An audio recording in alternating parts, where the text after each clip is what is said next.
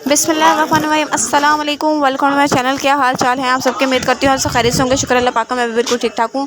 और आज मैं आपको दिखाने लगी हूँ कि हम ईद के लिए इतना पागल हुए होते हैं, इतनी एक्साइटमेंट हुई होती है हमें ईद की, कि हम कहते हैं हमें अच्छी से अच्छी वैरायटी मिल जाए और मतलब रिजनेबल प्राइस में मिल जाए। लेकिन ईद के दिनों में इतनी को महंगाई होती है कि आपको कुछ भी रिजनेबल प्राइस में नहीं मिलता, चाहे आप किसी भी बाज़ार घूम ले, कितना भी घूम ले, ठीक है। और मैं जो है 3-4 बाज़ारों में गई थी, तो मैंने कहा ये आज का जो है ना, ये 2 बाज़ारों से रिलेटेड मैंने व्लॉग बनाया है। उम्मीद करती हूँ आपको अच्छा लगेगा। तो अगर आपको अच्छा लगे तो like, subscribe and share please ज़रूर कीजिएगा। बेल आइकन के बटन को प्रेस करना मत भूलिएगा, ठीक है। मेरी आने वाली नई वीडियोस आपको मिल जाएंगी। और बस इसी तरह करते करते हम जौन सा है यहीं से मतलब मैंने मायना का ड्रेस लिया, उसके बाद फातिमा मरियम का ड्रेस यहाँ से मैं ख़रीदा। उसके बाद जौन सा है मैंने यहाँ से अपना जौन सा है वो हिस्सा भी ले लिया। इस तरह करते कराते जौन सा ना काफ़ी चीज़ें हमने इसी बाज़ार से ख़रीदी थी। बकाया जो थोड़ा बहुत रह गया था वो हमने दूसरे बाज़ार से लिया। और बाज़ार में इतनी रौनकें थी, आखिरी अशरे में तो मैं कहती हूँ कमाल ही हो गया था भाई। रश ही rush rush rush rush rush, ठीक है। और हर मतलब कुछ लोग कहते हैं कि आप ना शुरू में ले लें तो आपको ना रिजनेबल प्राइस भी मिल जाती है, अच्छी चीज़ भी मिल जाती है। लेकिन मैं कहती हूँ कि आप जो अपने टेलर्स को देना होता है, दर्जन को देना होता है ना, वो लास्ट टाइम वो चीज़ नहीं होती। और कुछ जो लोग होते हैं वो मतलब पैसों का इंतज़ार कर रहे होते हैं कि यार हमें मतलब तनख्वाह वगैरह आ जाए, कुछ ऐसा सीन हो जाए तो फिर हम ड्रेसेस वगैरह लें, ठीक है। लेकिन जाहिर सी बात है ये ईदियाँ देना दिलाना ये सारा कुछ चलता है। तो इनकी चची जान ने ईदी वगैरह लेने थे कपड़े शपड़े, तो वो फिर साथ में मुझे ले गई थी। तो फिर हम साथ ही सारा बाज़ार फिरे, मतलब जो भी बाज़ार फिरे एक साथ फिरे। और हम मतलब वैरायटी का पता चल गया था, चीज़ भी अच्छी मिल रही थी। तो फिर इनकी चची जान ने जो ईदी देनी थी वो जो सा है हमने मतलब साथ साथ ख़रीद ली थी। मैंने अपने हस्बैंड के लिए शर्ट्स वगैरह ली थी, ठीक है। उनको मैंने अपनी तरफ से ईद पे गिफ्ट की थी, इस तरह करके ना। तो बस ये चीज़ें चलती जा रही थी। तो अब मुझे कुछ समझ नहीं आ रही थी। फिर मैंने फातिमा मरियम मायमा की जो से ना वो शर्ट पकड़ ली थी, क्योंकि इनको ईदी आई थी इनकी फूफा वगैरह की तरफ से, वो उनकी शर्ट्स पकड़ ली थी मैंने। फिर हम कोल्हापुरी जूती देख रहे थे। कोल्हापुरी जूती जो सी है वो जब तक बच्चे आपके साथ ना हो और आप पहना के देखें, अगर साइज़ वगैरह में कोई मसला ना हो तो फिर आप ले सकते हैं। लेकिन इस टाइम हमारे पास बच्चे बिल्कुल नहीं थे। बच्चों जो सा है और वो कह रहा था कि जो उनसे 4 साल से छोटों के बच्चों के हैं। और यहाँ पे जब खिलौने नज़र आए तो मुझे बच्चे भी याद आ गए। मैंने कहा बच्चे जो उनसे अगर होते तो खिलौनों का शोर डालते। वैसे मेरे बच्चे इतना तंग नहीं करते हैं, जगह जगह पे नहीं रुकते वो, और वो जगह जगह पे ज़िद भी नहीं लगाते कि भाई ये लेना है, ये लेना है जी, ये लेना है, ठीक है। और बस लेकिन बहरहाल जो सा है बच्चे दूसरी चीज़ों में बड़ा तंग करते हैं भाई, कि भाई हाथ नहीं पकड़ना, ये करना है, वो करना है। तो हर बच्चे के अपना तंग करने का एक स्टाइल होता है जी। तो ये चीज़ें चलती जाती हैं ज़िंदगियों में। ये सारी विक्स वगैरह आ गई थी, ये जूतियाँ लगी थी बाहर। और मतलब इन्होंने काफ़ी किस्म के बाहर भी स्टॉल्स लगाए हुए थे, शॉप्स में भी रेट था, स्टॉल्स पे भी रेट था।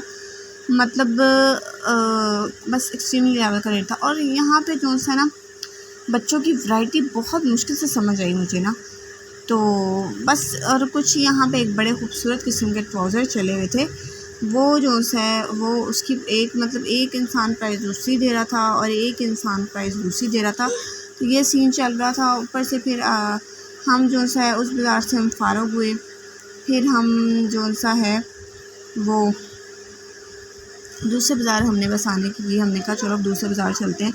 तो वो फिर मैं अपने हस्बैंड के साथ जो सा है दूसरे बाज़ार आ गई।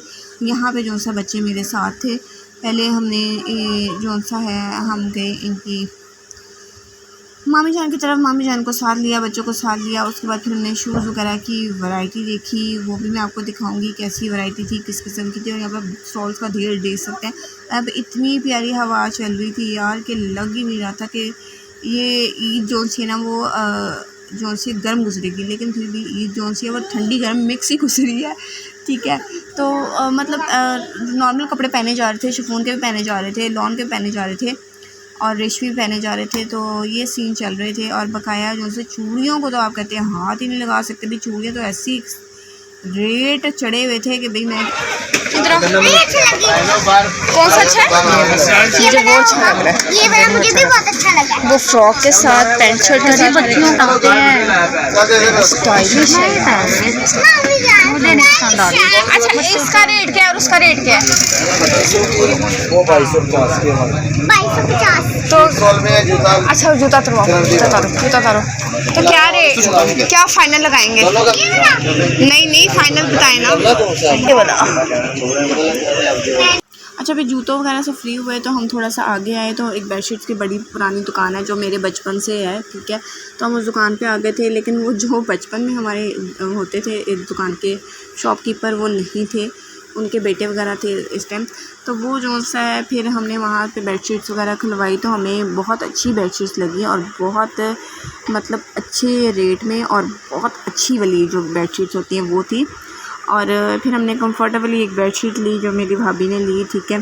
उसको कंफर्टेबल बेडशीट बिछाने का बहुत शौक़ है तो वो उसने ली, ठीक।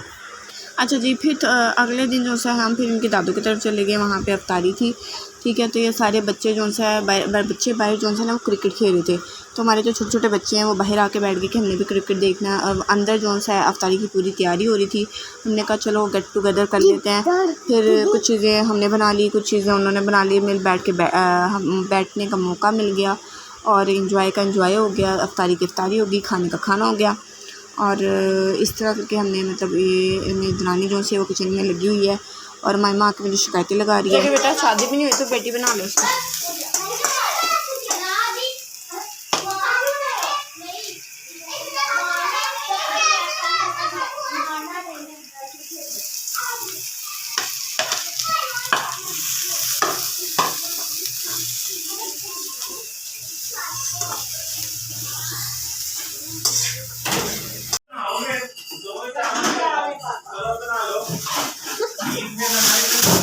पापा कह रहे ईद फिर अंदर लगाएंगे, पापा के बात सुन तरह क्या कोई बंदा अच्छी बात ही बोल लेता है। अच्छा आप कहेंगे कि मैं क्या अपने हस्बैंड को कह रही हूँ कि कोई अच्छी बात भी बोल लेता है, तो वो ना पतंगबाजी की बात हो रही थी, मेरी बेटी पतंगों के पीछे पड़ी हुई थी। तो इसके पापा कहते हैं कि पतंग पे जो है ना वो पाबंदी हो गई हुई है तो बेटा नहीं उड़ाते पतंग, कभी भी ना दें अम्मा कभी भी ना दें उसको। अपना धीरे सारा ध्यान रखिएगा, दुआ में याद रखिएगा। मुझे दीजिए इजाज़त, अल्लाह हाफिज़, टेक केयर, बाय बाय।